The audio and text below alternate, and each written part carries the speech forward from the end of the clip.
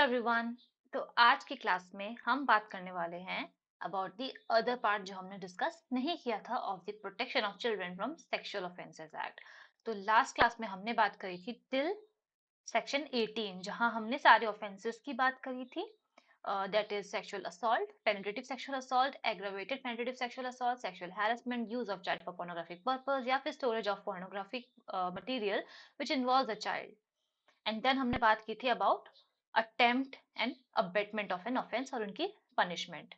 आज हम बात करते हैं आगे की। तो सबसे पहले आ जाते हैं हम चैप्टर 5 पे। चैप्टर 5, अब यहाँ से जो है ना प्रोसीजर बहुत इजी है, बस अगर हम एक बार इसे इजीली समझ लेंगे तो हमें ये अपने आप याद हो जाएगा। ठीक है, अब कोई रॉकेट साइंस नहीं है। तो चलिए शुरू करते हैं। पहला है हमारा सेक्शन 19। सेक्शन 19 बात करता है अबाउट रिपोर्टिंग ऑफ ऑफेंसेस। ठीक है, सपोज किसी बच्चे के साथ हो गया है अब sexual assault, penetrative sexual assault या फिर aggravated penetrative sexual assault.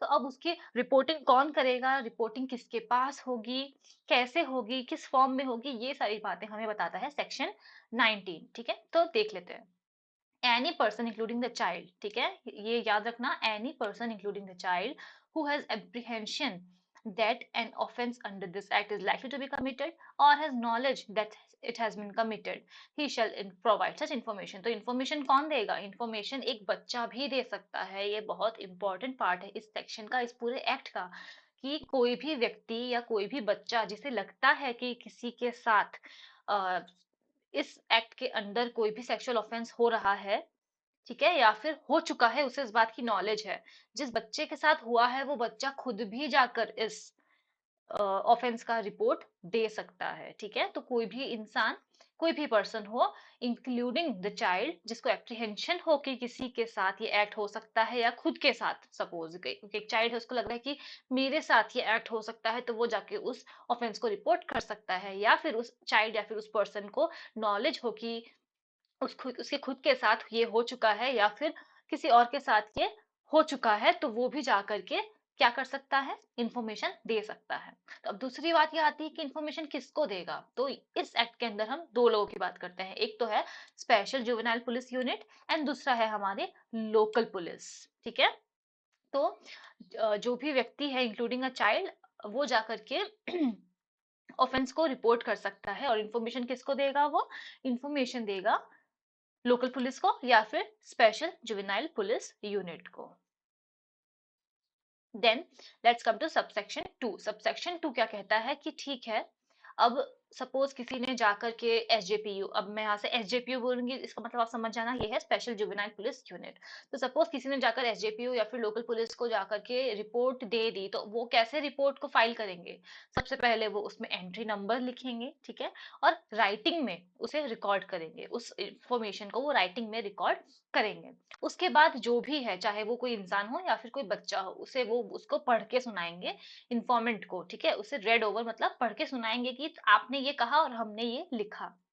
And also shall be entered in a book to be kept by the police unit. Police unit के पास एक बुक होती है, जनरल डायरी, तो उसमें वो अपने पास उसे एंट्री करके रख लेंगे। ठीक है, तो ये हो गया कि पहले हमने देख लिया कि कौन कर सकता है रिपोर्ट, किसको कर सकते हैं रिपोर्ट, और रिपोर्ट किस हिसाब से लिखी जाएगी। ठीक है, अब हम आगे के सबसेक्शन देख लेते हैं। सबसेक्शन 3 कहता है where the report is given by a child, the same shall be recorded under in a simple language। ठीक है, तो जहां पर भी किसी बच्चे ने रिपोर्ट दी है ना कि उसके साथ हुआ है या उसने किसी के साथ होते हुए देखा है या उसे लगता है कि किसी के साथ हो सकता है sexual offence under this act या उसके साथ भी हो सकता है, तो वो जाके दे सकता है इन्फॉर्मेशन। टू किसको इसको देगा? एसजेपीओ को दे सकता है और लोकल पुलिस को दे सकता है। तो जब भी कोई बच्चा जाकर देता है ना किसी भी ऑफेंस की इंफॉर्मेशन, तो वो जब आपको, वो जो जाकर के पुलिस को रिपोर्ट देगा, वो भी वो लिखेंगे और एक सिंपल लैंग्वेज में जो बच्चे को समझ में आती हो उसमें रिकॉर्ड करेंगे और उस बच्चे को भी समझाएंगे कि देखिए आपने ये कहा, हमने ये लिखा, और वो लैंग्वेज सिंपलेस्ट फॉर्म में होनी चाहिए। And in case contents are being recorded in the language not understood by the child or wherever it is deemed necessary, a translator or an interpreter वहां पर प्रोवाइड कर देना चाहिए अगर बच्चे को समझने में नहीं आ रहा है। ठीक है, तो सपोज कि कोई एक ऐसी लैंग्वेज यूज की जा रही है जो उस बच्चे को समझ में नहीं आ रही है for recording of what he is informing them, तो फिर वो क्या करेंगे, किसी ट्रांसलेटर को बुलाएंगे या फिर किसी इंटरप्रेटर को बुलाएंगे और फिर उन्हें जो बच्चा है उसे वो इंटरप्रेट करके वो बताएंगे कि आपने ये कहा, हमने ये लिखा है। Then let us come to the next subsection, where the SGPU or local police is satisfied कि the child against whom an offence has been committed is in need। जब भी सपोज अब ठीक है, अब इंफॉर्मेशन मिल गई, रिकॉर्डिंग रिकॉर्डिंग सब कुछ हो गई है, अब अगर लोकल पुलिस या स्पेशल जुवेनाइल पुलिस यूनिट को ये लगता है कि एक बच्चे को केयर और प्रोटेक्शन की जरूरत है, तो वो रिटर्न रिकॉर्ड करेंगे रीजंस को, ठीक है, रिटर्न में, और तुरंत ही अरेंजमेंट करेंगे। किस चीज की अरेंजमेंट करेंगे? या तो उसे नियरेस्ट हॉस्पिटल लेकर जाएंगे विद इन 24 आवर्स, अगर उसे हॉस्पिटल ले जाने की जरूरत है तो हॉस्पिटल लेकर जाएंगे, और अगर उस बच्चे को एक शेल्टर होम की जरूरत है तो उसको शेल्टर होम लेकर जाएंगे, ठीक है। दूसरी बात, सबसेक्शन 6 में हम ये देखते हैं कि विदाउट अननेसेसरी डिले, कोई भी डिले किए बिना विद इन 24 आवर्स ही वो क्या करेंगे, चाइल्ड वेलफेयर कमेटी को एंड स्पेशल कोर्ट को इस पूरी रिपोर्ट के बारे में बताएंगे, ठीक है। तो पुलिस की क्या ड्यूटी है आफ्टर रिकॉर्डिंग? पुलिस की ड्यूटी है कि अगर उस बच्चे को केयर और प्रोटेक्शन की जरूरत है तो 24 घंटे के अंदर अंदर या तो उसे नियरेस्ट हॉस्पिटल लेकर जाए या फिर उसे शेल्टर होम में लेकर जाए और एडमिट कर दे। प्लस उन्हें 24 घंटे के अंदर अंदर ही क्या करना है, चाइल्ड वेलफेयर कमेटी को भी इन्फॉर्म करना है और स्पेशल कोर्ट को भी इन्फॉर्म करना है, ठीक है। और अगर सपोज स्पेशल कोर्ट नहीं है तो किसको रिपोर्ट करेंगे वो? To the court of sessions, ठीक है। No person shall incur any liability, whether civil or criminal, for giving the information in good faith। Suppose एक व्यक्ति था जिन्हें ये लगा कि किसी बच्चे को यूज किया जा रहा है फॉर चाइल्ड पोर्नोग्राफी, ठीक है, तो वो जाके रिपोर्ट दे देते हैं, पुलिस जाकर छानबीन करती है, पता करती है, इन्फॉर्मेशन लेती है, तो पता चलता है कि नहीं, ऐसा कुछ हुआ ही नहीं था, वो तो कुछ और ही हो रहा था, ठीक है। तो इसमें क्योंकि उस व्यक्ति ने जाके information the of such offence being committed, तो क्योंकि उन्होंने गुड फेथ में ये इन्फॉर्मेशन उन्होंने दी थी, तो उनके ऊपर ना सिविल लाइबिलिटी बनेगी ना ही कोई क्रिमिनल लाइबिलिटी बनेगी, ठीक है। तो इसका मतलब क्या है कि एक अच्छे नागरिक बन के अगर कभी भी हमें लगता है कि कहीं पे कुछ गलत हो रहा है किसी बच्चे के साथ, तो हमें जाकर रिपोर्ट कर देनी चाहिए, क्योंकि वैसे भी हम तो उसमें भागीदार बनने वाले नहीं है कि हाँ, अगर हमने जाके रिपोर्ट कर दी तो फिर हमें भी रोज रोज कोर्ट कचहरी जाना पड़ेगा, नहीं। बट एक जिम्मेदार नागरिक बन के हमें भी अवेयर रहना चाहिए और ऐसी चीजों को रिपोर्ट करनी चाहिए। चलिए अब देख लेते हैं सेक्शन 20। सेक्शन 20 बात करता है obligation of media studio photographic facilities to report cases, ठीक है। तो ये तो हो गई कि कोई पर्सन ने देख लिया तो वो जाके रिपोर्ट रिपोर्ट करेगा, ठीक है। अब हम देख लेते हैं कि और किस किस की जिम्मेदारी होती है केसेस को रिपोर्ट करने की, ठीक है। Any personal of media, hotel, lodge, hospital, club, studio, photographic facility, देखिए इतने सारे और हैं यहाँ पे लिखा हुआ है, क्योंकि वो चाहते हैं कि कोई भी नाम छूटे ना। सपोज कभी कुछ हो जाए कि अ, ये सो एंड सो होटल ने वो नहीं किया, रिपोर्ट नहीं किया किसी ऑफेंस को, तो वो ये नहीं कहेंगे कि अरे हमारा नाम तो था ही नहीं, उसमें तो सिर्फ लॉज लिखा था। No, they can't say this. तो इसीलिए यहाँ पे सारी चीजों को, सारे टर्म्स को पहले से ही इंक्लूड कर दिया गया है कि कोई भी मीडिया का, होटल का, लॉज का, हॉस्पिटल का, क्लब का, स्टूडियो का, फोटोग्राफी फैसिलिटी का कोई भी पर्सनल हो, चाहे वो वहां पे काम कर रहा हो, चाहे वो वहां का ओनर हो, ठीक है, अगर उन्हें कभी भी लगता है, shell, irrespective of the number of, कितने भी लोग उसमें काम करें उससे फर्क नहीं पड़ता है, ठीक है, shall on coming across any material और object which is sexually exploitative of a child, जब भी कभी उन्हें ऐसा लगता है कि किसी बच्चे के साथ कुछ गलत हो रहा है, एक बच्चे का सेक्सुअल एक्सप्लॉइटेशन हो रहा है, ठीक है, अगर वो वहां पे काम भी कर रहा है तो भी, अगर उन्हें कभी ऐसा लगता है कि सपोज किसी बच्चे को यूज किया जा रहा है पोर्नोग्राफिक कुछ मटेरियल बनाने के लिए, ठीक है, या फिर कोई ऑब्सीन सीन शूट किया जा रहा है, तो वो क्या कर सकते हैं, वो स्पेशल जुवेनाइल पुलिस यूनिट और लोकल पुलिस को जाके रिपोर्ट उन्हें करना पड़ेगा, कर नहीं सकते हैं, करना पड़ेगा, ठीक है। फॉर एग्जाम्पल, मैं आपको एग्जाम्पल दे देती हूँ कि एक फोटोग्राफिक फैसिलिटी है, ठीक है, वो लोग फोटोग्राफ्स खींचते हैं, उनके पास पहुंचे कुछ लोग विथ 3 और 4 चिल्ड्रन, और उन लोगों ने क्या किया, उन बच्चों से कहा कि अब आप अपने कपड़े उतार दो और हम जैसे जैसे कहते हैं आप वैसे वैसे ये फोटो खिंचवाओ, ठीक है। तो वैसे तो वो सिर्फ उसे लेके गए थे उस फोटोग्राफिक फैसिलिटी में, ठीक है, उस फोटोग्राफर का कोई लेना देना नहीं है इस पूरे सीन से, ठीक है। बट क्योंकि वहां पर उस फोटोग्राफिक फैसिलिटी में जो काम कर रहा है या उसका जो ओनर है, उसे क्योंकि यहाँ पर साफ साफ दिख रहा है कि उन बच्चों का सेक्सुअल एक्सप्लॉइटेशन हो रहा है, तो वो क्या कर सकते हैं, वो तुरंत ही इस बात को रिपोर्ट कर सकते हैं, ठीक है। या फिर सपोज कोई एक होटल का या लॉज का ओनर है या फिर सपोज रिसेप्शनिस्ट है, वो वहां पर बैठे हैं और कुछ लोग हैं, शायद 2-3 लोग हैं, वो लोग एक बच्चे को अपने साथ लेकर जाते हैं, एक रूम बुक करते हैं और उसे अपने साथ लेकर जाते हैं रूम में, ठीक है। अब उन्हें वो देख के पूरा समझ में आ रहा है कि दैट चाइल्ड, मतलब वो उस बच्चे के कोई रिलेटिव नहीं है, वो उसे लेकर आए हैं और उसे समझ आ रहा है कि वो हो सकता है यहाँ पर उस बच्चे के साथ कुछ गलत होने वाला हो, ठीक है। तो जब भी अगर ऐसे पर्सन को कुछ भी ऐसा लगता है तो वो क्या कर सकते हैं, वो उस केस का रिपोर्ट दे सकते हैं। किसको देंगे? स्पेशल जुवेनाइल पुलिस यूनिट को या फिर लोकल पुलिस को। तो that is all about section 20। अब हम आते हैं सेक्शन 21 पे। तो सेक्शन 21 बात करता है पनिशमेंट की, punishment for failure to report और रिकॉर्ड अ केस, ठीक है। तो हम यहाँ पे गौर करेंगे कि ये सेक्शन रिपोर्टिंग और रिकॉर्डिंग दोनों की बात करता है। इसका मतलब क्या है कि अगर पुलिस ने भी रिपोर्ट रिकॉर्ड नहीं किया, ठीक है, तो पुलिस को भी इसके अंदर सजा मिल सकती है, ठीक है। तो अब चलिए इसको समझ लेते हैं। Any person who fails to report the commission of an offence under subsection 1 of of section 19 or 20, who fails to record such offence under subsection 2 shall be punished with imprisonment of year term which may extend to 6 months or with fine or both। तो इसका मतलब क्या है? इसका मतलब ये है कि कोई भी, अभी जो हमने पढ़ा ना कि कोई सपोज कोई पुलिस वाला है, ठीक है, तो इसका मतलब ये है कि कोई भी व्यक्ति जिसको पता था कि किसी के साथ भी, किसी बच्चे के साथ में सेक्सुअल एक्सप्लॉयटेशन हो रहा है, सेक्सुअल असॉल्ट हो रहा है, पर वो रिपोर्ट नहीं करता है, ठीक है। तो वो रिपोर्ट नहीं करता है या फिर किसी मीडिया वाले को, होटल वाले को, लॉज वाले को, क्लब वाले को ये पता था कि किसी बच्चे के साथ हो रहा है, बट वो भी रिपोर्ट नहीं करता है, ठीक है। तो इन दोनों ही केसेस में क्या होगा, इन दोनों ही केसेस में उन्हें मिलेगी सजा, क्योंकि वो उसे रिपोर्ट नहीं कर पाए, असक्षम रहे वो रिपोर्ट करने में। और सजा कितनी होगी? एक्सटेंडेड टू 6 मंथ्स, ठीक है, 6 महीने तक की सजा होगी, या फाइन भी देना पड़ सकता है या फिर फाइन और सजा दोनों मिल सकती है, ठीक है। देन आते हैं हम सबसेक्शन 2 पे। सबसेक्शन 2 क्या कहता है?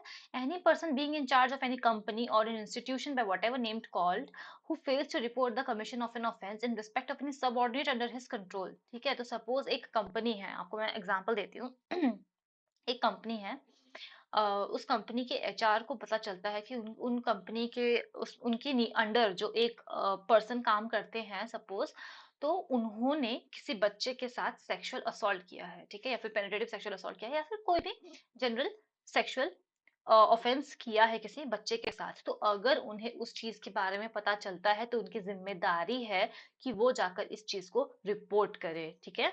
अगर वो रिपोर्ट नहीं करते हैं तो उन्हें क्या मिलेगी? सजा मिलेगी। तो ये मैंने आपको एक एग्जांपल दिया, बट इन जनरल कोई भी कंपनी हो या फिर कोई भी इंस्टीट्यूशन हो, वटेवर उसका जो भी नाम हो, ठीक है, उससे भी फर्क नहीं पड़ता है। तो कोई भी कंपनी या इंस्टीट्यूशन जहां पर भी किसी भी व्यक्ति को पता चलता है कि उनके जो सबॉर्डिनेट है, उनके अंडर जो काम कर रहे हैं, उनसे ये ऐसी इतनी बड़ी गलती हुई है, उन्होंने ऐसा कोई काम किया है, तो वो क्या करेंगे? उस चीज को उन्हें जाकर के रिपोर्ट करना है। अगर वो रिपोर्ट नहीं करते हैं तो उन्हें सजा मिलेगी।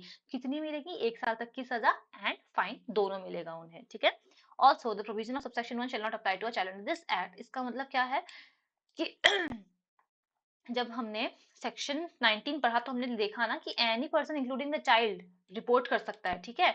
तो हम लोगों ने ये तो पढ़ लिया कि अगर कोई रिपोर्ट नहीं करता है तो उसे सजा मिलेगी, पनिशमेंट मिलेगी अंडर सबसेक्शन 1 ऑफ सेक्शन 21। पर सपोज करिए कि कोई बच्चा है, ठीक है, जो रिपोर्ट नहीं कर पाया, जो नहीं बता पाया पुलिस को या स्पेशल जुवेनाइल पुलिस यूनिट को कि किसी के साथ हुआ है कोई ऑफेंस, या उस बच्चे के साथ ही सपोज हुआ है, तो वो बच्चा लाइबल नहीं होगा, बच्चे के ऊपर कुछ भी नहीं बनेगा केस, ठीक है। तो ये हमने देख लिया कि सेक्शन नंबर 21 दोनों ही चीजों के बारे में बात करता है कि अगर कोई रिकॉर्ड नहीं कर पाया किसी ऑफेंस को तो वो भी पनिशमेंट उसे मिलेगी, एंड अगर कोई रिपोर्ट नहीं कर पाया तो उसे भी पनिशमेंट मिलेगी। हालांकि ये लागू नहीं होता है किसी भी बच्चे पे, ठीक है। तो इसका मतलब क्या है? अगर हम रिपोर्टिंग की यहाँ पे बात कर रहे हैं ना, तो इसमें एक फैमिली मेंबर भी इंक्लूडेड है। सपोज एक जॉइंट फैमिली है ऑफ 6-10 पीपल, एक जॉइंट फैमिली है, उसमें उन्हें पता है कि सपोज कोई बच्चा है, उसके कोई भी हो सकता है, कोई अंकल हो या कोई भी हो, कोई बाहर ही कोई रिलेटिव हो, तो उन्होंने किसी बच्चे के साथ कोई सेक्सुअल ऑफेंस किया है, तो सपोज उन्हें पता है बट वो चुप रहते हैं, वो उस चीज को रिपोर्ट नहीं करते हैं क्योंकि उन्हें लगता है कि उनके घर की इज्जत का सवाल है। ये होता है ना कि बात को मतलब यहीं पे दबा दो, घर की इज्जत का सवाल है, हमारी इज्जत का या मिट्टी में मिल जाइए एंड ऑल। तो अगर आप ऐसा करते हैं ना, तो एक फैमिली मेंबर को भी सजा मिलेगी, पनिशमेंट मिलेगी under section 21 of the protection of children from sexual offences act. चलिए अब हम आ जाते हैं सेक्शन 22 पे। सेक्शन 22 किस बारे में बात करता है? पनिशमेंट फॉर फॉल्स कंप्लेंट और फॉल्स इन्फॉर्मेशन। ये भी बहुत एक अच्छा सेक्शन है और आई बिलीव ये सेक्शन हर एक लॉ के अंदर होना चाहिए कि जहां पर भी फॉल्स कंप्लेंट या फॉल्स इन्फॉर्मेशन आप किसी के बारे में, किसी के ऊपर, किसी को हैरेस करने के लिए, ह्यूमिलिएट करने के लिए अगर आप किसी के ऊपर फॉल्स कंप्लेंट कर रहे हो ना, तो आपको भी सजा मिलनी चाहिए। तो ये हर एक एक्ट के अंदर होना चाहिए। तो चलिए अब हम देख लेते हैं। Any person who makes false complaint और provides false information against any person, जब भी कोई भी व्यक्ति किसी और व्यक्ति के अगेंस्ट कोई भी फॉल्स इन्फॉर्मेशन देता है या फिर फॉल्स कंप्लेंट करता है in respect of an offence committed under section 3। Suppose कोई एक व्यक्ति है, वो एक इंसान को जानता है, ठीक है, अब वो चाहता है कि वो उस व्यक्ति को सोसाइटी की नजरों में गिरा दे, ठीक है, उसने किया कुछ नहीं होता है बट वो चाहता है कि वो सफर करे, पता नहीं क्यों। तो वो जा करके फॉल्स इंफॉर्मेशन दे देता है पुलिस को कि इस इंसान ने तो एक बच्चे के साथ पेनिट्रेटिव सेक्सुअल असॉल्ट किया है, ठीक है। या फिर सपोज करिए कि एक हॉस्पिटल है, ठीक है, एक हॉस्पिटल है और उनके कॉम्पिटिटिव एक हॉस्पिटल है, तो उन्हें लगता है कि अगर इस हॉस्पिटल का नाम हम उन्हें लगता है कि अगर हम इस हॉस्पिटल के अगेंस्ट कोई भी ऐसी अफवाह फैला दें कि उसमें जो आने वाले लोग हैं वो कम हो जाए, उसकी मतलब वो उस हॉस्पिटल का पूरा मतलब जो एक इमेज है ना वो खराब हो जाए, कि फिर वो डूब जाए, ठीक है। तो वो क्या करते हैं कि एक अफवाह फैला देते हैं कि वहां पर उस हॉस्पिटल के जो वार्ड बॉय हैं उन्होंने किसी बच्चे के साथ penetrative aggravated penetrative sexual assault किया है, ठीक है, क्योंकि अगर किसी स्टाफ ने किया हॉस्पिटल के तो एग्रीवेटेड में आएगा वो। तो सपोज वो अफवाह फैला देते हैं इसको, ठीक है, फॉल्स कंप्लेंट लिखवा देते हैं इस चीज की, तो वो किस में आएगा? उन्हें उसके लिए भी सजा मिलेगी, ठीक है, फॉल्स कंप्लेंट के लिए भी सजा मिलेगी अंडर सेक्शन 22। तो जहां पर भी किसी का इंटेंशन होता है कि वो किसी इंसान को ह्यूमिलिएट करने के लिए, एक्सटॉर्ट करने के लिए, थ्रेटन करने के लिए या डिफेम करने के लिए उनके खिलाफ कोई फॉल्स कंप्लेंट देता है, फॉल्स इंफॉर्मेशन देता है, तो उन्हें क्या मिलेगी? उन्हें मिलेगी सजा। और कितनी हो सकती है? 6 महीने तक की सजा और फाइन और विथ बोथ, ठीक है। और where a false complaint has been made or has been provided by a child, अगर किसी बच्चे ने किसी के खिलाफ false complaint दी है तो क्योंकि वो एक बच्चा है उसके खिलाफ कोई भी punishment उसे नहीं मिलेगी, ठीक है। And then whoever not being a child makes a false complaint or false information against a child knowing it to be false, ठीक है, thereby victimizing such child in any of the offences under this act shall be punished with imprisonment which may extend to 1 year or fine or both, ठीक है। तो suppose एक इंसान है जो एक व्यक्ति है जो बच्चा नहीं है बट उन्होंने एक फॉल्स कंप्लेंट कर दी है एक बच्चे के अगेंस्ट, ठीक है, उन्हें पता है कि ये फॉल्स है बट उन्होंने कंप्लेंट कर दी है या फिर फॉल्स इंफॉर्मेशन दे दी है कि सपोज एक बच्चे ने किया है किसी के साथ सेक्सुअल असॉल्ट, तो उन्हें सजा मिलेगी अंडर सेक्शन 22। या फिर कई बार ऐसा होता है ना कि एक बच्चा है उसके साथ कुछ नहीं हुआ है, ठीक है, कुछ भी नहीं हुआ है, पर फिर भी कोई जाके कंप्लेंट कर देता है कि देखो इस बच्चे के साथ तो पेरेंटल सेक्सुअल असॉल्ट हुआ है, ठीक है। पर हम यहाँ पर ये लोग देखना भूल जाते हैं कि उस बच्चे को विक्टिमाइज कर दिया जाता है, फिर वो सोसाइटी के सामने जब जाएगा तो लोग उसे उसी नजर से देखेंगे, देखो देखो ये तो विक्टिम है ऑफ पेरेंटल सेक्सुअल असॉल्ट, ऐसा लिटरली होता है। तो इसीलिए अगर कोई भी बच्चा विक्टिमाइज भी हो जाता है ना अगर इस फॉल्स कंप्लेंट या फॉल्स इन्फॉर्मेशन की वजह से, तो भी उस व्यक्ति को सजा मिलेगी। और कितनी मिलेगी? 1 साल तक की सजा और फाइन और both. I hope it is clear. अगर आपको कुछ समझ में ना आए तो आप मुझे डायरेक्टली पूछ सकते हैं कमेंट सेक्शन में। Then let us come to section 23। Section 23 बात करता है about procedure for media. Media क्या क्या प्रोसीजर है, ठीक है, ये एक बहुत इंपॉर्टेंट हमारे लिए टॉपिक है बात करने का। तो एक मीडिया का क्या प्रोसीजर रहता है, उनकी क्या लाइबिलिटी होती है, उन्हें क्या मतलब उनकी क्या रिस्पॉन्सिबिलिटी होती है, ठीक है। तो no person shall make any report और present comments on any child, ठीक है, without having complete and authentic information which may have effect of lowering his reputation or infringing upon his privacy। तो जब भी किसी भी मीडिया वाले को पता चलता है कि किसी बच्चे के साथ में कुछ हुआ है, तो वो कभी भी पहली बात कभी भी जब तक वो पूरी बात नहीं जानता है ना, कि कंप्लीट इन्फॉर्मेशन नहीं हो और ऑथेंटिक इन्फॉर्मेशन नहीं हो, जब तक वो श्योर नहीं हो कि हाँ इसी बच्चे के साथ हुआ है, तब तक वो उस बच्चे की प्रिवेसी को इन्फ्रिंज नहीं कर सकते हैं, उस बच्चे की जो इज्जत है उसको लोअर डाउन नहीं कर सकते हैं, ठीक है। और वो कोई भी ऐसी रिपोर्ट नहीं दे सकते हैं, कोई भी कमेंट पास नहीं कर सकते हैं। तो ये पहला काम होता है मीडिया का, कि अनऑथेंटिक इन्फॉर्मेशन ना दें। दूसरी बात, no report in any media shall disclose the identity of a child including his name, address, photograph, family details, school, neighbourhood, etcetera etcetera, ठीक है। तो जब भी किसी बच्चे के साथ, सपोज कोई एक बच्चा है उसके साथ हुआ हो स्कूल में, होता है penetrative sexual assault which converts into aggravated form of penetrative sexual assault, ठीक है। अब वो मीडिया वाले क्या करते हैं, वो उस बच्चे का नाम पता नहीं बताते हैं, बट वो बताते हैं कि ये बच्चा सो एंड सो स्कूल का है और इस क्लास का है, ठीक है। तो आप इवन दो उस बच्चे का नाम नहीं बता रहे, पता नहीं बता रहे, फोटो नहीं दिखा रहे हो, बट क्योंकि आपने आधी इन्फॉर्मेशन तो दे दी ना, बाकी इन्फॉर्मेशन तो कोई भी निकाल सकता है। तो मीडिया वाले जो हैं वो पहली बात तो अनऑथेंटिक इन्फॉर्मेशन नहीं देंगे, दूसरी बात ये कि कभी भी किसी बच्चे की आइडेंटिटी को डिस्क्लोज नहीं करेंगे, हालांकि हालांकि किया जाता है ये बार बार, बट नहीं करना चाहिए, ठीक है। एंड सपोज मैं आपको एक एग्जांपल दे दूं कि एक मीडिया वाले हैं जिन्होंने डिस्क्लोज कर दिया है, ठीक है, कि एक बच्चा है, वो इस स्कूल में पढ़ता है और इस क्लास का है, उसके साथ पेनिट्रेटिव सेक्सुअल असॉल्ट हुआ है, ठीक है। नाउ एक और सपोज मैं ही हूँ, ठीक है, तो मैं क्या करती हूँ कि मैंने देखा कि अच्छा ये बात तो गलत है, इनको नाम और ये सब बताना ही नहीं चाहिए। मैं भी क्या करती हूँ, सोशल मीडिया पे उसको शेयर कर देती हूँ, सपोज मैं भी मीडिया से ही हूँ, ठीक है, और मैं उसको सोशल मीडिया पे शेयर कर देती हूँ और मैं कहती हूँ कि देखो देखो इन्होंने तो आइडेंटिटी रिवील कर दिया, बट शेयर करके मैंने क्या किया, मैंने भी तो आइडेंटिटी रिवील किया ना। तो इसीलिए ये हरकतें नहीं करनी है, बच्चे की आइडेंटिटी डिस्क्लोज नहीं होनी चाहिए किसी भी हाल में, ठीक है। हावेवर अगर स्पेशल कोर्ट किसी किसी केस में अगर बच्चे की बेस्ट इंटरेस्ट में अगर उन्हें लगता है कि किसी ऑफेंस का रिपोर्ट होना चाहिए, रिपोर्टिंग होनी चाहिए, तो वो परमिशन दे सकते हैं।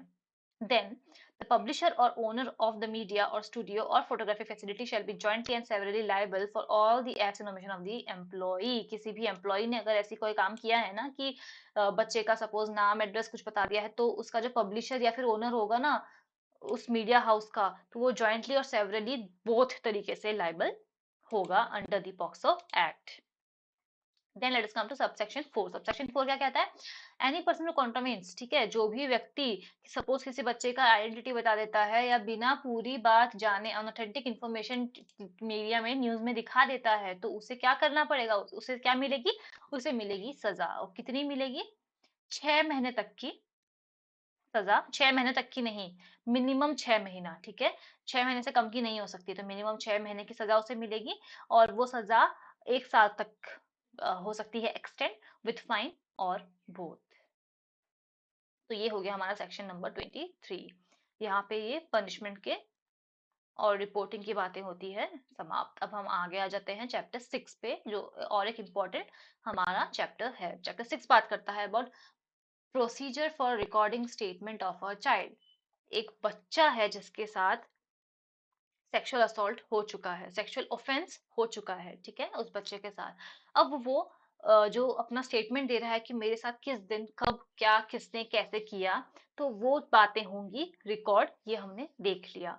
बट रिकॉर्ड कौन कर सकता है, तो अंडर पॉक्सो एक्ट दो व्यक्ति हैं जो रिपोर्ट को रिकॉर्ड कर सकते हैं, पहला है पुलिस और दूसरे हैं मजिस्ट्रेट। तो अब हम देख लेते हैं कि क्या प्रोसीजर रहेगा उस रिकॉर्डिंग का। तो आते हैं सेक्शन नंबर 24 पे। सेक्शन नंबर 24 बात करता है कि जब पुलिस को कैसे रिपोर्ट को रिकॉर्ड करना है, ठीक है।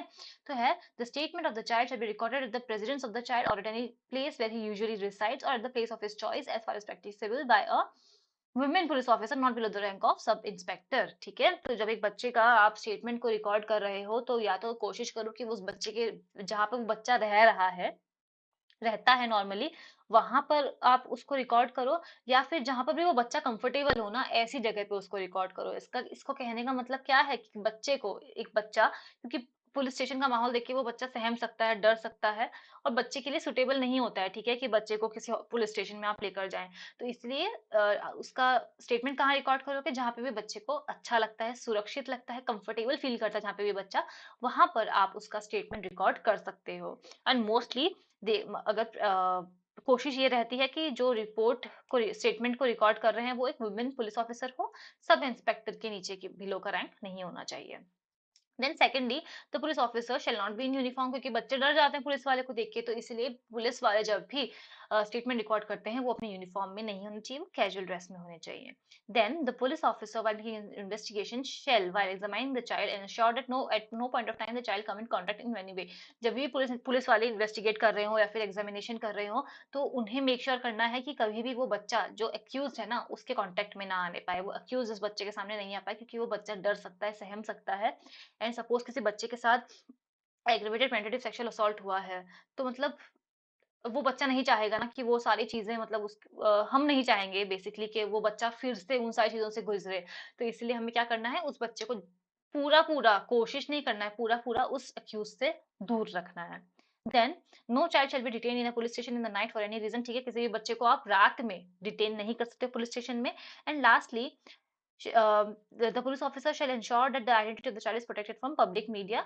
ठीक है, जब तक स्पेशल कोर्ट नहीं देती है परमिशन, तब तक पुलिस ऑफिसर को ये इंश्योर करना है कि बच्चे का जो आइडेंटिटी है वो मीडिया को ना मिलने पाए, वो उसे प्रोटेक्टेड रखे। तो ये तो बात हो जाती है जब एक पुलिस ऑफिसर को स्टेटमेंट रिकॉर्ड करना होता है। अब हम आ जाते हैं मजिस्ट्रेट पे। ठीक है, if the statement of a child is been recorded by a magistrate, notwithstanding anything contained therein, record the statement as spoken by the child. तो इसका मतलब क्या है कि जैसे जैसे वो बच्चा बोलेगा वैसे वैसे वो उसे रिकॉर्ड उस स्टेटमेंट को रिकॉर्ड करते जाएंगे, मतलब एज इट इज। ठीक है, फिर दूसरी बात, provided that the provision contained in the first proviso of subsection 1 of 64 of the 164 of the code shall so far it permits the presence of the advocate of the accused shall not apply in this case. ठीक है, तो CrPC जो है हमारे, CrPC का section 164 ये कहता है कि जब भी, ठीक है, जब भी कोई accused,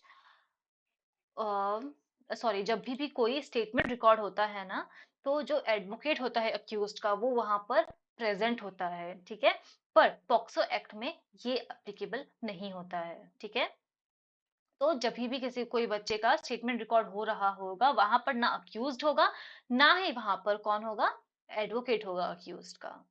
then the magistrate shall provide to the child and his parents or his representative a copy of the document specified। अब जो मजिस्ट्रेट ने लिख लिया है उसकी कॉपी वो उस बच्चे को देंगे, उस बच्चे के पेरेंट्स को देंगे, या फिर उसके रिप्रेजेंटेटिव को देंगे जो भी उसके साथ आया है। ठीक है, तो ये हो गया हमारा about all about section 25 of the POCSO act. अब आते हैं हम सेक्शन 26 पे, जो बात करता है about additional provision regarding statement to be recorded. अब हमने देख लिया statement by recording by police officer and by magistrate. अब वो कुछ एक्स्ट्रा बातें हैं जो वो हम देख लेते हैं। तो वो क्या है, द मजिस्ट्रेट और the police officer as the case may be shall record the statement as spoken by the child in presence of the parent और एनी ऑफ द चाइल्ड और any other person in whom the child has confidence और trust. तो जब भी कोई magistrate और police officer record कर रहे हैं स्टेटमेंट को, जो बच्चा बोल रहा है, तो वो उस स्टेटमेंट को रिकॉर्ड करेंगे उस बच्चे के पेरेंट्स के प्रेजेंस में, या फिर जिस भी व्यक्ति पे उस बच्चे को भरोसा है, ट्रस्ट है, कॉन्फिडेंस है, उस ऐसे ही पर्सन के प्रेजेंस में ही वो लोग उस स्टेटमेंट को रिकॉर्ड करेंगे। दूसरी बात, they may take the assistance of a translator और interpreter while recording the statement of a child. अगर उन्हें लगता है कि उन्हें सपोज एक बच्चे की भाषा समझ में नहीं आ रही है, ठीक है, तो वो क्या कर सकते हैं, एक ट्रांसलेटर या फिर इंटरप्रेटर अपने साथ रख सकते हैं, जो जैसे जैसे बच्चा बोलेगा वैसे वैसे वो उस बात को रिकॉर्ड करते रहेंगे। तीसरी बात, in case of a child having a mental or physical disability, seek the assistance of special educator expert in the field to record the statement of the child। ठीक है, इसका क्या है, इसका मतलब ये कि अगर सपोज वो लोग किसी कोई बच्चा है जो स्पेशली एबल्ड है, ठीक है, वो बोल नहीं सकता है, या फिर वो साइन, सपोज वो साइन लैंग्वेज में बात करता है, तो उन्हें ऑब्वियस सी बात है कि नहीं समझ में आएगा कि वो बच्चा क्या बोलना चाह रहा है। तो इसीलिए उस चीज को समझने के लिए उन्हें एक एक्सपर्ट को रखना होगा। ठीक है, और इन लोगों की जो फीस वीस होती है ना, वो सब कुछ डिसाइडेड होती है कि उन्हें कितनी मिलेगी, तो पेमेंट करके वो एक एक्सपर्ट को हायर करेंगे, और वो एक्सपर्ट जो होगा वो हेल्प करेगा उस पूरे रिकॉर्डिंग ऑफ स्टेटमेंट में। And lastly, magistrate or the police officer shall ensure that the statement of a child is also recorded by audio video electronic means। और उन लोगों को मेक श्योर करना है कि जब भी वो किसी बच्चे का स्टेटमेंट रिकॉर्ड कर रहे हैं ना, तो वो हमेशा रिकॉर्ड हो, कैसे हो, ऑडियो वीडियो इलेक्ट्रॉनिक मीन्स में रिकॉर्ड हो। क्यों, क्योंकि बच्चे हैं ना, कहा जाता है ना कि बच्चे कच्चे घड़े होते हैं, आप जैसे उनको मोल्ड करोगे वो वैसे ही हो जाएंगे। तो कई बारी ऐसा किया जाता है कि उसके बच्चे के सपोज खुद के घर वाले, ठीक है, सपोज उसके खुद के घर वाले हैं, वो उस बच्चे को डरा धमका दे कि नहीं, अब तुमने एक बार तो कह दिया, अब तुम दोबारा कुछ नहीं बोलोगे पुलिस के सामने, ठीक है? तुम मना कर देना कि तुम्हारे साथ ऐसा कुछ भी हुआ था, तुम ऐसे बता देना कि ये तो मनगढ़ंत तुम्हारी कहानी थी। पर ऐसा ना हो, ठीक है? बच्चे के ऊपर कोई भी फोर्स ना यूज किया गया हो अपना स्टेटमेंट बदलने के लिए, इसीलिए जरूरी है कि वो लोग audio video electronic media means से उस बातों को रिकॉर्डेड रखे, ताकि वो जरूरत पड़ने पे उसे यूज कर सके। It is as simple as that. Now let us come to section number 27, जो बात करता है about medical examination of a child. तो जो भी बच्चा है जिसके साथ सेक्सुअल ऑफेंस हुआ है under the POCSO act, notwithstanding that a FIR has been और a complaint has been registered और नॉट, ठीक है? एक बच्चे के साथ अगर सेक्सुअल ऑफेंस हुआ है अंडर द पॉक्सो एक्ट, तो एफआईआर हुई है या नहीं, या कंप्लेंट मजिस्ट्रेट को दी गई है या नहीं, उससे फर्क नहीं पड़ता है। अगर कोई बच्चा पहुंचा है हॉस्पिटल में इलाज के लिए, तो उसका मेडिकल एग्जामिनेशन करना ही पड़ेगा। आप ये नहीं कह सकते कि पहले जाओ एफआईआर दर्ज करवाओ उसके बाद ही हम मेडिकल एग्जामिनेशन करेंगे, ऐसा नहीं हो सकता। दूसरी बात, इन case the victim is a girl child, the medical examination shell be conducted by women doctor. अगर गर्ल चाइल्ड है तो कौन करेगा एग्जामिनेशन, मेडिकल एग्जामिनेशन? वो एक वुमेन डॉक्टर करेगी। तीसरी बात, it shall be conducted in the presence of the parent of a child और any other person in whom the child reposes trust और कॉन्फिडेंस। वो जो भी मेडिकल एग्जामिनेशन करेंगे वो उस बच्चे के पेरेंट के सामने करेंगे, या फिर उस बच्चे को जिस भी व्यक्ति पे भरोसा है उसके सामने करेंगे। एंड लास्ट बात ये है कि in case the parent of the child और any other person can not be present, in case उस बच्चे के माँ बाप वहां मौजूद नहीं होते, या फिर जिस भी व्यक्ति पे उस बच्चे को भरोसा है वो वहां नहीं है, तो वो लोग मेडिकल एग्जामिनेशन तो उन्हें करना ही पड़ेगा। बट फिर किसके प्रेजेंस में करेंगे? वो करेंगे इन the presence of a women nominated by the head of the medical institution. Medical institution के जो हेड हैं वो एक विमेन को नॉमिनेट करेंगे, और वो विमेन उस बच्चे के साथ पूरे मेडिकल एग्जामिनेशन के वक्त रहेगी। That is all about chapter 5, sorry 6। अब हम आ जाते हैं चैप्टर 7 पे, which talks about special code. क्योंकि जब हमने इस एक्ट का, पॉक्सो एक्ट का एम पढ़ा था ना, तो हमने क्या देखा था कि एम ही क्या है कि किसी भी बच्चे के साथ अगर sexual assault, sexual sorry pornography related कुछ हो रहा है उस बच्चे के साथ, या फिर सेक्सुअल हैरेसमेंट हो रहा है, तो इन सब चीजों को रोकना है। और दूसरा एम क्या था कि स्पेशल कोर्ट एस्टेब्लिश करना है, ताकि इन सारे ऑफेंसेस का ट्रायल हो सके।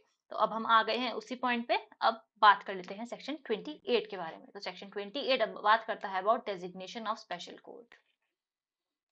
तो ये क्या कहता है कि एक स्पीडी ट्रायल होने के लिए, ताकि ट्रायल जल्दी से खत्म हो जाए, तो स्टेट गवर्नमेंट क्या ये याद रखना है, एग्जाम में पूछा जा सकता है। स्टेट गवर्नमेंट कंसल्ट करेगी किसी भी हाई कोर्ट के चीफ जस्टिस से, जिस भी स्टेट का, ऑब्वियस सी बात है, जिस भी स्टेट में आप स्पेशल कोर्ट एस्टेब्लिश कर रहे हो, डेजिग्नेट कर रहे हो, तो जो स्टेट गवर्नमेंट है वो वहां के जो हाई कोर्ट है उनके चीफ जस्टिस से कंसल्टेशन करके, ऑफिशियल गैजेट में नोटिफिकेशन दे के हर डिस्ट्रिक्ट में डेजिग्नेट कर सकते हैं एक स्पेशल कोर्ट, ठीक है? और वो स्पेशल कोर्ट कौन से कोर्ट होंगे?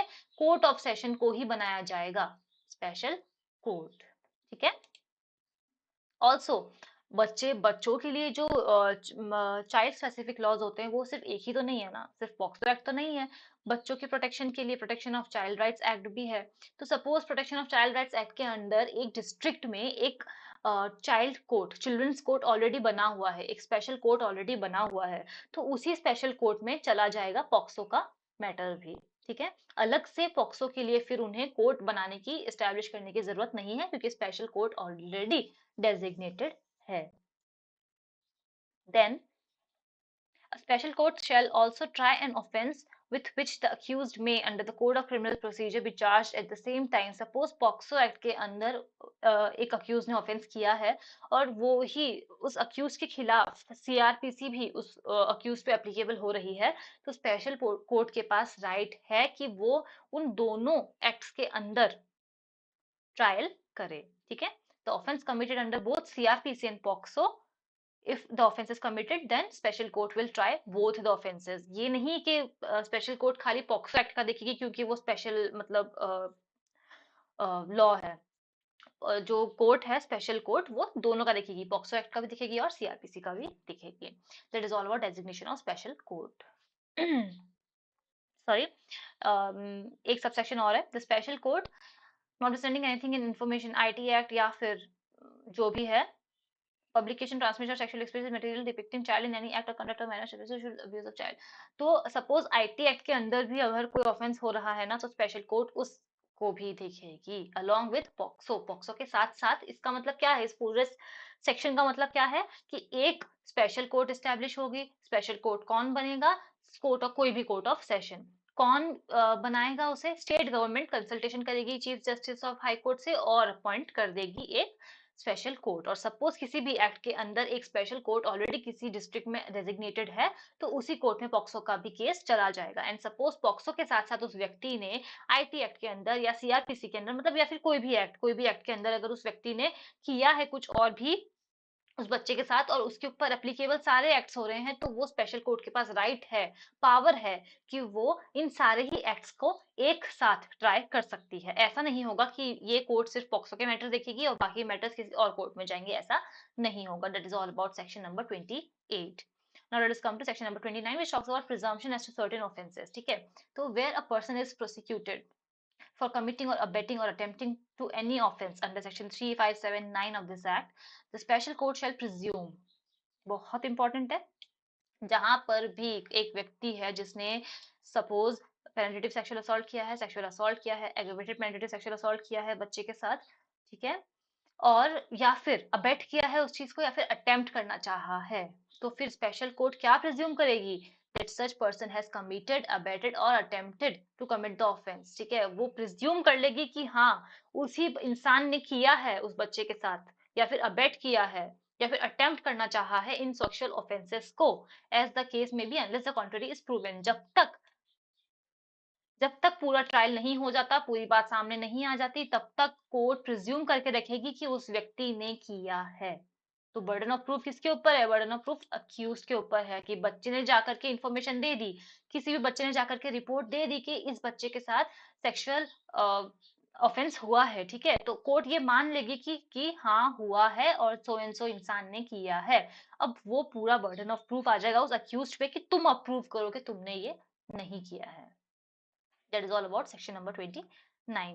Now let us come to section number 30, presumption of culpable mental state.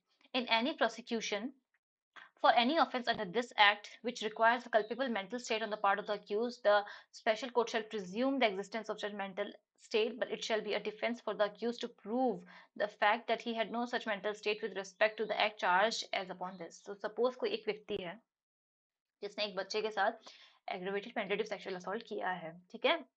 Now obvious सी बात है, अगर कोई इतनी घिनौनी हरकत किसी बच्चे के साथ कर रहा है तो उसका मेंटल कल्पेबल मेंटल स्टेट होगा ना, कुछ सोच के उसने किया होगा, उसके दिमाग में ये ऑलरेडी होगा ना कि हाँ मुझे तो ये करना है, ठीक है, मुझे ये काम करना है, उसके दिमाग में कहीं ना कहीं ये बात होगी।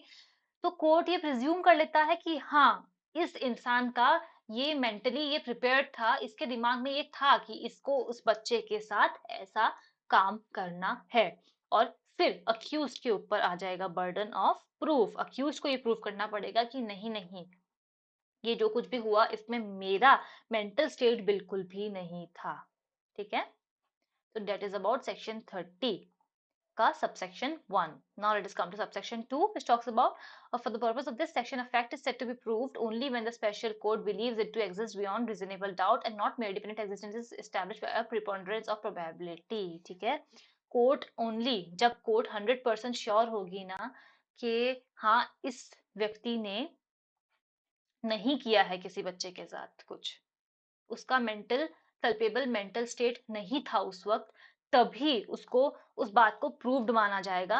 वरना अगर कहीं पर भी एक रूम ऑफ प्रोबेबिलिटी है ना कि हाँ इस व्यक्ति का सपोज 0.011% भी अगर कोर्ट को लगता है कि कहीं ना कहीं थोड़ा बहुत कल्पेबल मेंटल स्टेट था कि किसी बच्चे के साथ पेनिट्रेटिव सेक्सुअल असॉल्ट करना चाहता था, तो अगर जहां पर रूम ऑफ प्रोबेबिलिटी आ जाएगा वहां पर प्रूव होगा ही नहीं, ठीक है, अक्यूज उसे प्रूव नहीं कर पाएगा और कोर्ट प्रिज्यूम कर लेगी कि उसका कल्पेबल मेंटल स्टेट था ये हरकत करने में। That is about section 30। और सेक्शन 30 में जब हम कल्पेबल मेंटल स्टेट के बारे में बात करते हैं तो इसका मतलब क्या है कि किसी इंसान का इंटेंशन था, उसका मोटिव था, उसको नॉलेज थी उसके बारे में कि वो क्या कर रहा है, ठीक है। That is all about section 13। Now let's come to section 31 which talks about application of CrPC to proceedings before a special court. तो जब भी किसी स्पेशल कोर्ट में प्रोसीडिंग्स चलती है ना अंडर द पॉक्सो एक्ट, तो the person conducting the prosecution before the special court shall be deemed to a public prosecutor and the special court shall be deemed to be a court of session. तो special court क्या है? Court of session है, ठीक है। और जो भी person conduct कर रहा है ना प्रोसिक्यूशन स्पेशल कोर्ट के सामने, वो कौन है? वो है हमारे पब्लिक प्रोसिक्यूटर। तो यहाँ पर कौन सा एक्ट अप्लाई हो रहा है? सीआरपीसी अप्लाई हो रहा है। CrPC is applicable and special court shall be deemed to be the court of session and person conducting prosecution is the public prosecutor. Also हम बात करते हैं सेक्शन 32 में स्पेशल पब्लिक प्रोसिक्यूटर के बारे में। कौन अपॉइंट करता है स्पेशल पब्लिक प्रोसिक्यूटर को? स्टेट गवर्नमेंट अपॉइंट करती है, याद रखने की जरूरत है। हर एक स्पेशल कोर्ट के लिए एक स्पेशल पब्लिक प्रोसिक्यूटर अपॉइंट किया जाता है, और वो कौन अपॉइंट करता है? वो स्टेट गवर्नमेंट करती है। और किसको बना सकते हैं? कौन बनता है special public prosecutor? Only if he had been in practice for not less than 7 years as an advocate. अगर 7 साल या 7 साल से ज्यादा वक्त के लिए कोई इंसान एक एडवोकेट रह चुका है, तो वो उस व्यक्ति को स्टेट गवर्नमेंट बना सकती है special public prosecutor. Then every person appointed as SPP or public prosecutor will be deemed to be a public prosecutor in the meaning of CRPC। तो CRPC के अंडर जो एक स्पेशल पब्लिक प्रोसिक्यूटर है, उसे भी एज अ पब्लिक प्रोसिक्यूटर माना जाएगा। ठीक है, that is all about this chapter, chapter number 7। I hope it is clear. कोई भी डाउट हो आप मुझे कभी भी पूछ सकते हैं। Now let us come to chapter number 8, जो बात करता है about procedure and power of special court and recording of evidence. तो सेक्शन 33 बात करता है about procedure and power of special court. तो अब हमने देख लिया स्पेशल कोर्ट एस्टेब्लिश होता है, उनकी क्या प्रोसीजर होता है, क्या पावर होता है। ये हमें इन डेप्थ याद रखने की जरूरत नहीं है, बट एक जस्ट हम पढ़ लेते हैं और समझ लेते हैं कि क्या इनका पावर होता है, क्या प्रोसीजर होता है। ठीक है, तो एक स्पेशल कोर्ट को जब भी कोई भी कंप्लेंट मिलती है, या फिर अगर पुलिस रिपोर्ट के थ्रू उनके पास मैटर जाता है, तो वो लेते हैं कोई सेक्सुअल ऑफेंस का कॉग्निजेंस। ठीक है, दूसरी बात, द स्पेशल कोर्ट में if it considers necessary permit frequent breaks for the child during the trial. जब भी ट्रायल चल रही होती है ना, तो बच्चों को क्या है, बच्चे एडल्ट तो है नहीं ना, तो उन्हें एक ब्रेक की जरूरत होती है। तो ट्रायल के वक्त अगर बच्चे को चाहिए, तो उन्हें ब्रेक वो देना कंसिडर कर सकते हैं। Then they shall create a child friendly atmosphere allowing family member रहते हैं, तो बच्चों को मतलब एक होता है ना कि हाँ एक हिम्मत रहती है। तो बच्चा जिसके साथ भी कंफर्टेबल है, चाहे वो कोई फ्रेंड हो, गार्जियन हो, रिलेटिव हो, जिसको बच्चे पे कोई और भी हो सकता है जिसके बाद बच्चे को ट्रस्ट हो। सपोज कोई एक बच्चा है जो अपनी स्कूल में अपने टीचर से बहुत ज्यादा कंफर्टेबल है, उसको अपनी टीचर पे बहुत ज्यादा कॉन्फिडेंस है, भरोसा है उसको बाकी सबसे ज्यादा, तो उस कोर्ट में कोर्ट उन्हें अलाउ कर सकती है उस टीचर को भी वहां होने के लिए, ताकि बच्चे के लिए एक चाइल्ड फ्रेंडली एटमोसफेयर रहे। Then they may ensure that the child is not called repeatedly to testify in court, क्योंकि बच्चे के ऊपर गलत असर पड़ता है कोर्ट पे बार बार बुलाने का, इसलिए कोर्ट ये इंश्योर करती है कि बच्चे को बार बार ना बुलाया जाए टेस्टिफाई करने के लिए। देन एक बच्चा होता है ना, उनके ऊपर आप कभी भी एग्रेसिव क्वेश्चनिंग नहीं कर सकते हो। ठीक है, तो इसलिए कोर्ट को ये ध्यान रखना है कि एक कोर्ट में जब भी कोई ट्रायल चल रहा है, तो बच्चे के साथ एग्रेसिव क्वेश्चनिंग ना हो, कि कोई इस तरीके का सवाल उनसे ना पूछा जाए जो उनके ऊपर मतलब जिसका इम्पैक्ट सही ना हो। ठीक है, और दूसरी बात ये कि कभी भी एक बच्चे का कैरेक्टर असैसिनेशन ना हो, उस बच्चे की डिग्निटी का ध्यान रखा जाए। सपोज कभी ये होता है कि वो लोग बच्चे के साथ कैरेक्टर असैसिनेशन करने लगते हैं। ठीक है, सपोज एक बच्चा है, उसके ऊपर पेनिट्री सेक्सुअल असॉल्ट का उसने कंप्लेंट करी है कि मेरे साथ ऐसा हुआ है, वो बच्चा कोर्ट में पहुंचता है, वो लोग उसका कैरेक्टर असैसिनेशन करते हैं, बोलते हैं कि ये इस बच्चे ये लड़की है ही ऐसी, या फिर ये लड़का है ही ऐसा। ठीक है, इसके साथ तो पहले भी हो चुका है, ये खुद ही है जो लोगों के पास जाता है, ना कि इसके साथ ऐसा कुछ कभी कोई किसी ने किया है। तो ये क्या हुआ, कैरेक्टर असैसिनेशन हुआ एक चाइल्ड का। ठीक है, तो जब भी कोई ट्रायल चल रहा होता है, बच्चे की डिग्निटी का ध्यान रखना है, उसका कैरेक्टर असैसिनेशन नहीं होना चाहिए और एग्रेसिव क्वेश्चनिंग नहीं होनी चाहिए। कौन ध्यान रखता है? ये ध्यान रखता है अबाउट स्पेशल कोर्ट, ये उनकी ड्यूटी है। एंड दैट जब तक कोर्ट को ना लगे तब तक कोर्ट परमिशन ना दे कि उस बच्चे की आइडेंटिटी डिस्क्लोज हो। तो बच्चे की आइडेंटिटी डिस्क्लोज नहीं होनी चाहिए, बट अगर कोर्ट को लगता है कि बच्चे के लिए बेस्ट इंटरेस्ट में है कि उसकी आइडेंटिटी डिस्क्लोज हो, तो ही होनी चाहिए, कोर्ट देगा उसकी परमिशन। ओके, एंड एक्सप्लेनेशन क्या कहता है, for the purpose of subsection the identity of the child shall include identity of the child. मतलब ऐसा नहीं है ना कि आप बच्चे का तो आइडेंटिटी नहीं बताओ, लेकिन आप बता दो कि house number this of this colony, इसके पेरेंट्स का नाम ये है। बच्चे का नाम हम नहीं बताएंगे, बच्चे का फोटो हम नहीं दिखाएंगे, बट पेरेंट्स का नाम ये है, इनका जो बच्चा है ना, इसके साथ हुआ है पेरेंटल सेक्सुअल असॉल्ट। तो ये एक्सप्लेनेशन ये कहता है कि नहीं, आइडेंटिटी का मतलब सारी ही चीजें आती है, कोई भी कड़ी जो उस बच्चे से जुड़ी है, जो उस बच्चे की आइडेंटिटी को रिवील कर सकती है, उसके बारे में आपको नहीं बताना है, रिवील नहीं करना है, चाहे वो बच्चे की फैमिली के बारे में हो, उसके रिलेटिव्स के बारे में हो, उसका नेबरहुड के बारे में हो या उसके स्कूल के बारे में हो, नहीं रिवील करना है। Then, in appropriate cases, the special court may, in addition to the punishment, direct payment of such compensation. और special court को जब जब लगता है ना कि punishment से कुछ नहीं होगा, वो बच्चा बहुत सारे physical और mental trauma से गुजरा है, उसको rehabilitation की जरूरत है, उसे पैसों की जरूरत है, तो कोर्ट उन्हें डायरेक्ट पेमेंट करने के लिए भी बोल सकता है कि इसको accused को। And subject to the provision of this act, a special court shall, for the purpose of the trial of any offence under this act, shall have all the powers of the court of session. जब भी special court trial करती है under the POCSO act, तो उनके पास कौन से court का power होता है? जो पावर एक कोर्ट ऑफ सेशन के पास है, वो पावर एक स्पेशल कोर्ट के पास है टू ट्राई सच ऑफेंसेस। और कौन सा एक्ट एप्लीकेबल होगा? सीआरपीसी ट्रायल के लिए। देन आ जाते हैं सेक्शन 34 पे। सेक्शन 34 बात करता है about procedure in case of commission of offence by child and determination of age by special court. तो ये बोल रहा है कि ठीक है, अभी तक हमने सारी बातें कर ली, एक बच्चे के साथ सपोज पेनिट्रेटिव सेक्सुअल असॉल्ट हुआ है, so and so, but what if एक बच्चा जो 18 साल से कम उम्र का है, उसी ने किसी के साथ किया हो पेनिट्रेटिव सेक्सुअल असॉल्ट, उसी ने किसी के साथ सेक्सुअल असॉल्ट किया हो। तो अगर एक बच्चे ने ऑफेंस कमिट किया है अंडर द पॉक्सो एक्ट, तो क्या होगा, क्या प्रोसीजर फॉलो होगा, वो अब हम देख लेते हैं under section 34, which is a very important section. तो सबसेक्शन 1 क्या कहता है? Where any offense under this act is committed by a child, such child shall be dealt with under the provision of JJ Act। तो अगर किसी भी बच्चे ने कमिट किया है ना ऑफेंस, अगर एक चाइल्ड ने किसी के साथ सेक्सुअल असॉल्ट किया है, तो वो पॉक्सो एक्ट के अंदर नहीं आएगा। वो बच्चे का जो भी आगे प्रोसीजर फॉलो होगा, वो जेजे एक्ट के अंदर होगा, मतलब juvenile justice care and protection of children act 2015। Then, if any question arises in any proceeding before the special court whether a person is a child or not, such question shall be determined by the special court after satisfying itself about the age of such person, and it shall record in writing its reason for such determination। अगर कभी भी trial के वक्त या trial से पहले proceedings के दौरान स्पेशल कोर्ट के पास एक सवाल उठता है कि क्या ये पर्सन एक बच्चा है या नहीं है, मतलब 18 साल से कम उम्र का है या नहीं है, तो कोर्ट उसे डिसाइड करती है और अपना जवाब देती है इन राइटिंग। ठीक है, तो order made by the court can not be said to be invalid merely by a subsequent proof. That is for example, suppose करिए कि एक कोर्ट है, वो बच्चा, कोर्ट कहता है कि एक व्यक्ति जो है, जो इस एक्ट के अंदर आए हैं, वो 15 साल के हैं, ठीक है, और उसे कन्विक्ट कर देते हैं, ठीक है।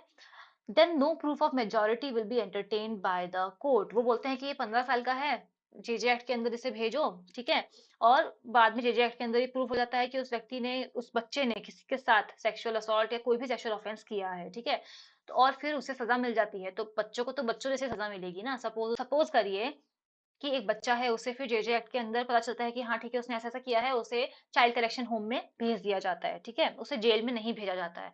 पर बाद में कोई प्रूफ लेकर आता है कि नहीं नहीं, कोर्ट आपने तो गलत डिसाइड किया था, ये इस व्यक्ति ने जब ये ऑफेंस कमिट किया था तब ये 15 साल का नहीं था, ये 19 साल का था तब। तो बाद में कोर्ट इन चीजों को एंटरटेन नहीं करती है, ठीक है। अगर करना है तो पहले ही कर दो, अगर बाद में एक बार कोर्ट दे चुकी है कोई भी प्रूफ, एक बार कोर्ट कोई भी कन्विक्शन दे चुकी है, तो बाद में कोई भी मेजोरिटी का प्रूफ जो है वो एंटरटेन कोर्ट नहीं करेगी। That is all about section number 34।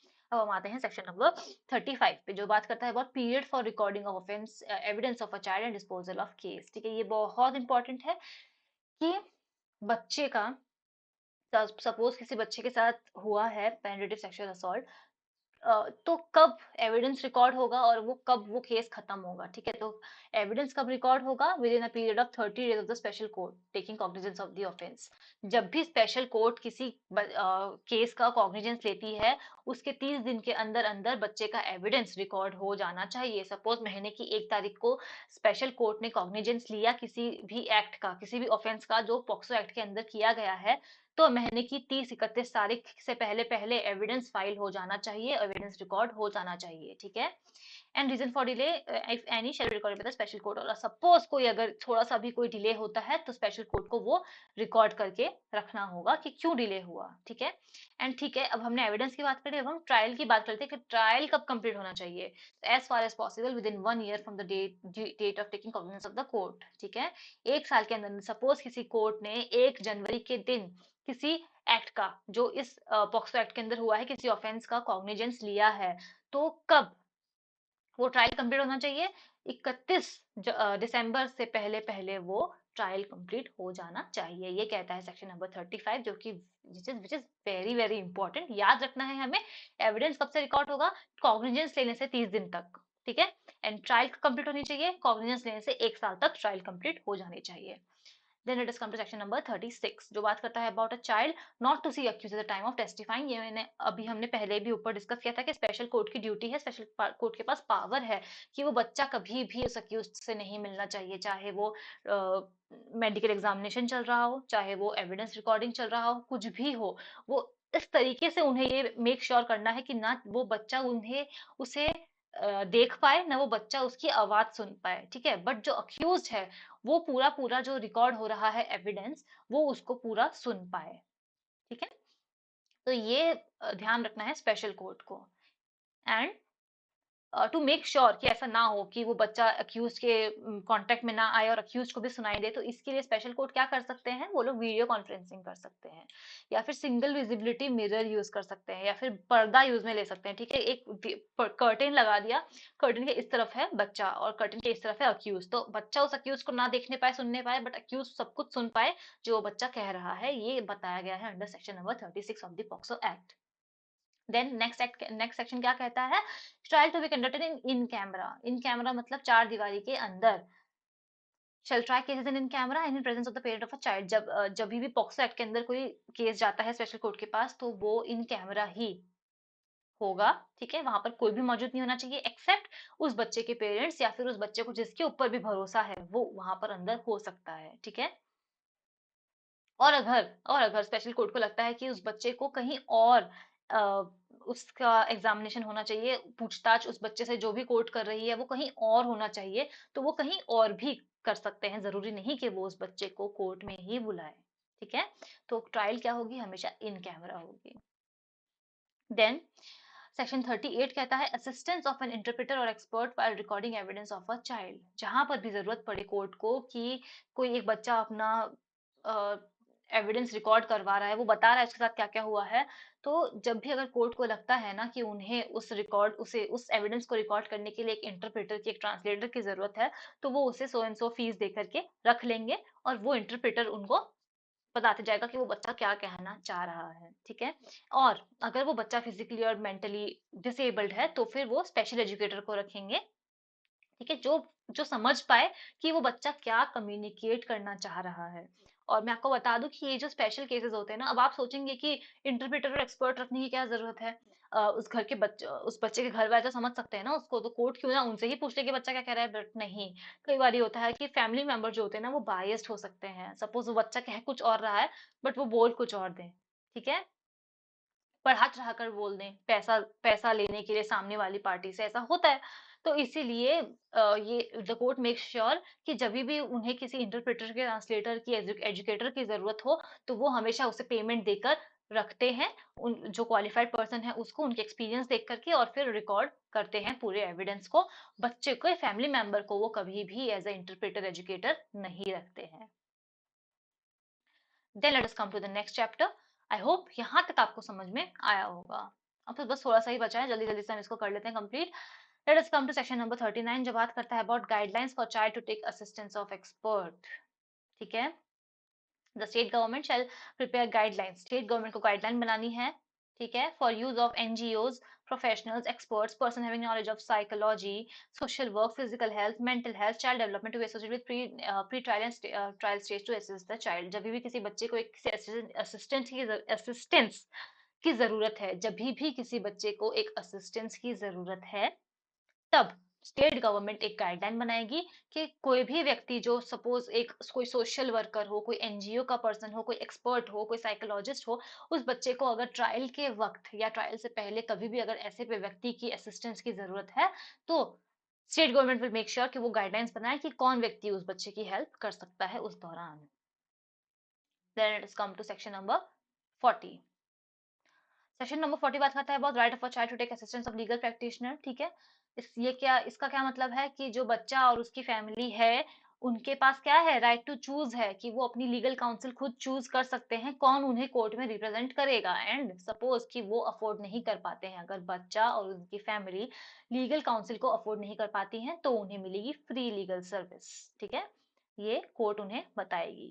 Then provision of section 3 to 30 not applicable in certain cases. It shall not apply in case of medical examination or medical treatment of a child when such medical examination or treatment is undertaken with consent of the parents or guardian। ठीक है, बहुत बार ये होता है कि जब भी किसी एक बच्चे किसी सपोज किसी कोई भी बच्चा है, उससे कोई बीमारी है, ठीक है, उसका मेडिकल एग्जामिनेशन हो रहा है या फिर मेडिकल ट्रीटमेंट हो रहा है, तो कई बार डॉक्टर्स को बहुत सारे टेस्ट करने होते हैं। ठीक है, उन्हें सपोज किसी बच्चे को ब्रेस्ट कैंसर है, ठीक है, तो अब उन्हें उसी तरीके से एग्जामिनेशन करना पड़ेगा, है ना। तो सपोज उसे उस डॉक्टर को बहुत कुछ करना पड़ेगा एग्जामिनेशन करने के लिए। ठीक है, तो अगर वो डॉक्टर ऐसा कुछ कर रहा है ना, तो जो वो बच्चा है या उसके पेरेंट्स है, वो ये नहीं कह सकते कि वो उस बच्चे के साथ सेक्सुअल असॉल्ट कर रहा है, सेक्सुअल हैरेसमेंट कर रहा है, अनटिल एंड अनलेस वो सच में कर रहा हो, तब तो ऑब्वियस सी बात है कि वो बोल ही सकते हैं। बट अगर मेडिकल एग्जामिनेशन के लिए बच्चे के पेरेंट्स या गार्जियंस के कंसेंट के साथ अगर कोई व्यक्ति मेडिकल एग्जामिनेशन कर रहा है किसी बच्चे का गुड फेथ में, तो उसके ऊपर ये जो ऑफेंसेस है ना, ये एप्लीकेबल नहीं होंगे। Then let us come to section number 42, which talks about alternate punishment, where an act or omission constitutes an offense punishable under this act and also under all of these of IPC, IT Act. The offender found guilty of such offence shall be liable to be punishment only under this act or under the IPC as provided for punishment is greater in degree। ठीक है, suppose कोई एक act है जो जो accused ने किया है, जो पॉक्सो एक्ट के अंदर भी वो लाइबल है, पनिशमेंट उसको पॉक्सो एक्ट के अंदर भी मिल सकती है और पनिशमेंट उसको आईपीसी में भी मिल सकती है। ठीक है, तो वो जो पर्सन है उसको पनिशमेंट जो मिलेगी वो उस एक्ट के अंदर मिलेगी जो ग्रेटर पनिशमेंट देता है। ठीक है, सपोज एक व्यक्ति है जिसने किसी बच्चे के साथ सेक्सुअल असॉल्ट किया है, तो सपोज मैं एग्जांपल दे रही हूँ आपको। ठीक है, तो सपोज पॉक्सो एक्ट कहता है कि उस व्यक्ति को 5 साल की सजा मिलनी चाहिए और आईपीसी कहता है कि उस व्यक्ति को 2 साल की सजा मिलना चाहिए, तो उस पर्सन को कौन से एक्ट के अंदर ट्राई करेंगे, उस पर्सन को पॉक्सो एक्ट के अंदर ट्राई करेंगे। जो भी एक्ट, ठीक है, एक व्यक्ति है जिसने 4-5 एक्ट के अंदर वो लाइबल है, उसे पनिशमेंट 4-5 एक्ट के अंदर मिल सकती है, चारों पांचों एक्ट में जिस भी एक्ट में ज्यादा पनिशमेंट दी हुई होगी उस व्यक्ति के ऊपर वही एक्ट एप्लीकेबल होगा। It is as simple as that. फिर आते हैं सेक्शन नंबर 42A पे। सेक्शन नंबर 42A भी बहुत इंपॉर्टेंट है। ये बोलता है act not in derogation of any other law. ठीक है, the provision of the act shall be in addition to and not in derogation to the provision of any other law for timing in force and in case of any inconsistency the provision of this act shall have, क्योंकि POCSO act एक special law है, special act है बच्चों के लिए, इसीलिए अगर POCSO act versus suppose IPC है तो हमेशा पॉक्सो एक्ट विल प्रिवेल, क्योंकि स्पेशल अगर आईपीसी इतना सक्षम होता तो क्या हमें स्पेशल लॉ की जरूरत होती, नहीं होती। तो अगर पॉक्सो वर्सेस आईपीसी हो रहा है तो पॉक्सो विल प्रिवेल या फिर कोई भी एक्ट हो। ठीक है, तो जहां पर भी इनकंसिस्टेंसी है ना पॉक्सो की और किसी अदर लॉ की, तो हमेशा पॉक्सो एक्ट के जो एक्ट्स हैं, प्रोविजंस हैं, उन्हें ही माना जाएगा, POCSO act will prevail. Then let's talk about section number 43 which talks about public awareness। तो किसका काम है, किसके पास पावर है, किसकी ड्यूटी है पब्लिक अवेयरनेस फैलाना, कि पब्लिसिटी करना इस एक्ट की, कि हाँ बच्चों अगर आपके साथ कभी ऐसा होता है, या बच्चों के पेरेंट्स को बताना कि अगर आपके बच्चे के साथ कभी ऐसा होता है तो आप जाकर रिपोर्ट कर सकते हैं और उस बच्चे को चाइल्ड फ्रेंडली एनवायरनमेंट में उसे पूरा इंसाफ दिलाने की कोशिश करेगी हमारी स्पेशल कोर्ट। तो इन सब चीजों की पब्लिसिटी कौन करेगा, इन सब चीजों की पब्लिसिटी करेगा सेंट्रल गवर्नमेंट या फिर एवरी स्टेट गवर्नमेंट। तो सेंट्रल गवर्नमेंट और स्टेट गवर्नमेंट दोनों का काम है अवेयरनेस फैलाना इस एक्ट के बारे में। ऑल्सो इनका काम ये है कि ये लोग, इनके जो ऑफिसर्स होते हैं या फिर पुलिस वाले होते हैं ना, उन लोगों को पीरियोडिक ट्रेनिंग देते रहे हैं। ठीक है, क्योंकि क्या होने पर कैसे उन्हें काम करना है, ताकि इस एक्ट का बेटर इम्प्लीमेंटेशन हो सके। Then let us come to section number 44 which talks about monitoring of implementation of the act. ठीक है, अब ये इस एक्ट का इम्प्लीमेंटेशन कौन देखेगा कि ये सही से इम्प्लीमेंट हो रहा है कि नहीं हो रहा है। ठीक है, तो रिपोर्ट जा रही है एसजेपीयू के पास, लोकल पुलिस के पास, रिकॉर्डिंग कर रहे हैं मजिस्ट्रेट भी, पुलिस भी, तो सभी के पास ऑलमोस्ट बहुत सारा काम है। स्टेट गवर्नमेंट, सेंट्रल गवर्नमेंट का काम होता नहीं है इम्प्लीमेंटेशन ऑफ एक्ट को देखना, उनके पास और भी बहुत सारे काम है। तो कौन देखेगा इम्प्लीमेंटेशन ऑफ एक्ट?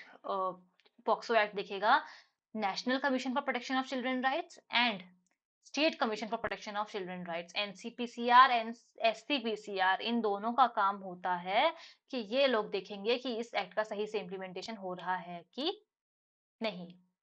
और एनसीपीसीआर और एससीपीसीआर ये दोनों कौन से एक्ट के अंदर आते हैं? इन लोगों का एस्टेब्लिशमेंट होता है under the commission for protection of child rights act 2005। ठीक है, इनका कॉन्स्टिट्यूशन हुआ है चाइल्ड राइट्स एक्ट के अंदर।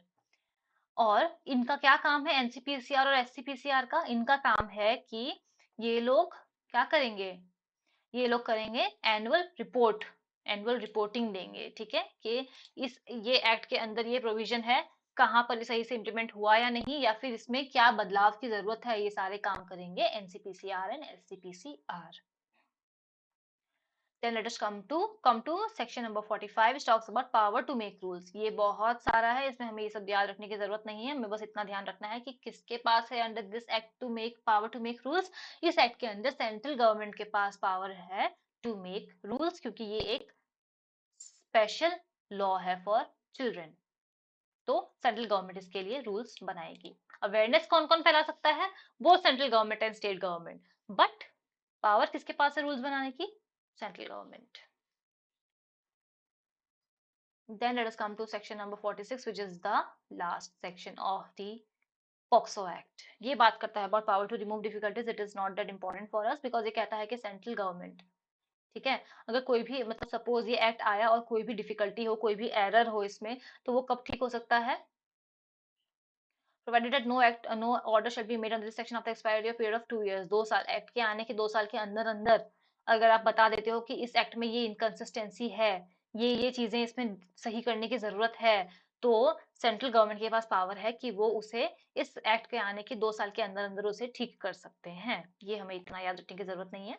That is all about the POCSO act. I hope मैं आपको अच्छे तरीके से समझा पाई हूँ। अगर आपने इसका पहला पार्ट नहीं देखा है तो हम इसका पहला पार्ट भी बना चुके हैं, आप जाकर उसे देख सकते हैं। आपको अगर कोई भी डिफिकल्टी है तो आप हमें टेलीग्राम पे, इंस्टाग्राम पे या फिर कमेंट सेक्शन में पूछ सकते हैं सवाल। हम पूरी कोशिश करेंगे, कोशिश नहीं करेंगे, हम आपको जवाब देंगे।